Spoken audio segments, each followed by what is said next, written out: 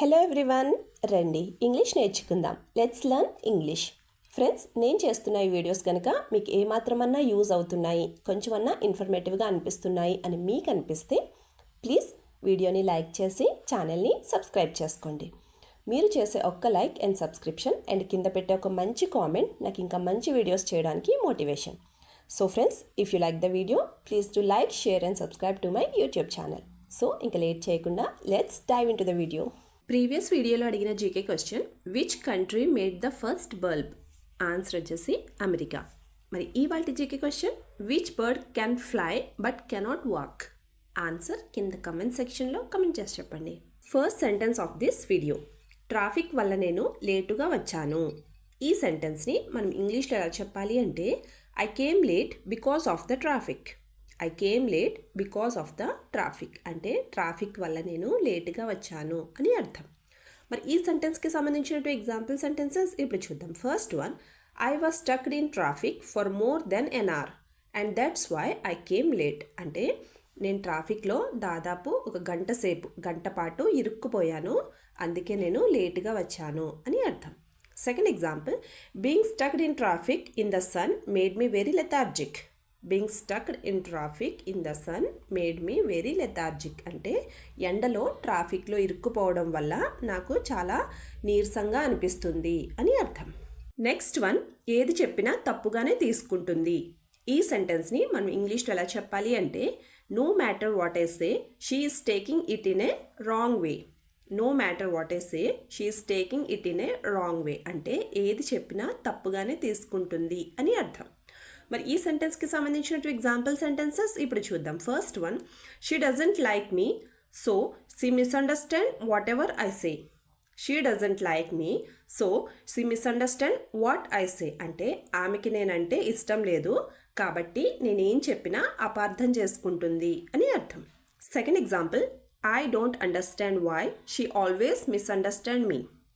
I don't understand why she always misunderstand me అంటే తను ఎప్పుడూ నన్ను ఎందుకు అపార్థం చేసుకుంటుందో నాకు అర్థం కావడం లేదు అని అర్థం. నెక్స్ట్ వన్, నన్ను అడగకుండా నువ్వు ఎలా చెప్పావు. ఈ సెంటెన్స్ని మనం ఇంగ్లీష్లో ఎలా చెప్పాలి అంటే, how can you tell without asking me. How can you tell without asking me అంటే నన్ను అడగకుండా నువ్వు ఎలా చెప్పావు అని అర్థం. మరి ఈ సెంటెన్స్కి సంబంధించినట్టు ఎగ్జాంపుల్ సెంటెన్సెస్ ఇప్పుడు చూద్దాం. First one, how can you tell them all to come without asking me.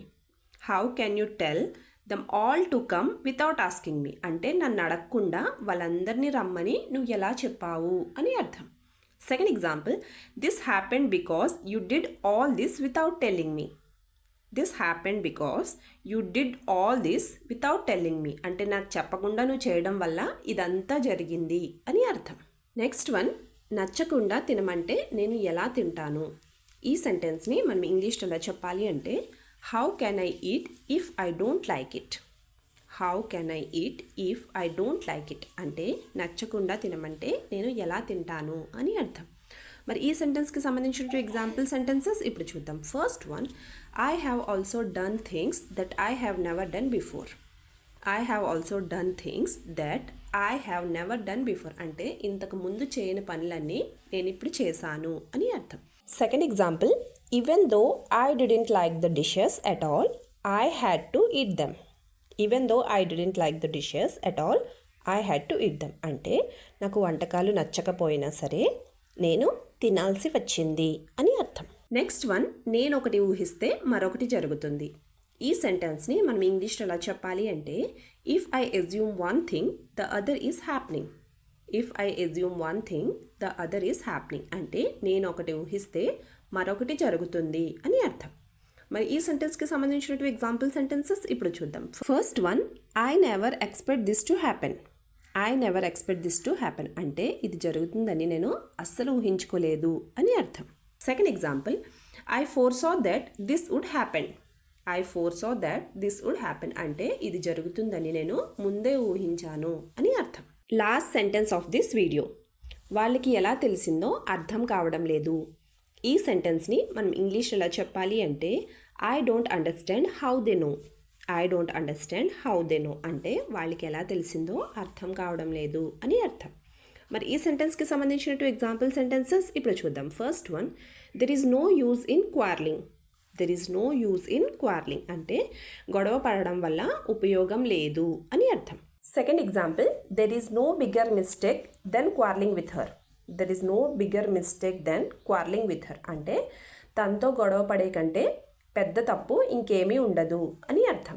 Video last వరకు చూస్తున్నారు అంటే నా వీడియో మీకు నచ్చుతుంది, అలాగే నా వీడియో మీకు ఎక్కడో చోట యూజ్ అవుతుంది అనే కదండి.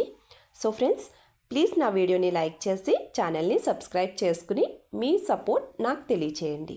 Thank you.